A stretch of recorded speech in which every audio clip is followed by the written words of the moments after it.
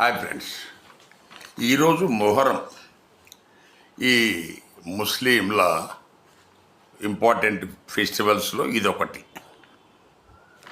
ఈ మొహరం అనేది ఇస్లాం మతానికి కొత్త సంవత్సరం, న్యూ ఇయర్.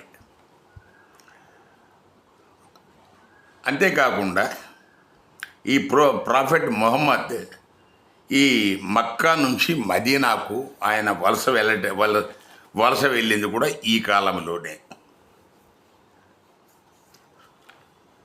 ఇది ఇంకా ఒక విచారకరమైన, బాధాకరమైన విషయం ఏమిటంటే, ఈ మొహరం కాలంలోనే ఈ మనకు ఇరాక్లో మన ప్రాఫెట్ మొహమ్మద్ మనమడు ఇమాం హుస్సేన్ను ఆయన కుటుంబాన్ని మనకు కర్బాలా మైదానం దగ్గర జరిగిన యుద్ధంలో వాళ్ళను దారుణంగా చంపుతారు.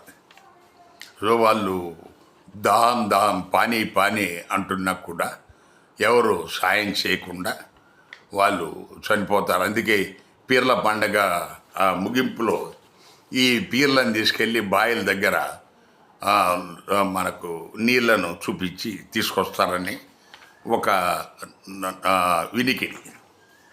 సో దీన్ని ఈ మొహరం రోజును అసురా అని కూడా పిలుస్తారు.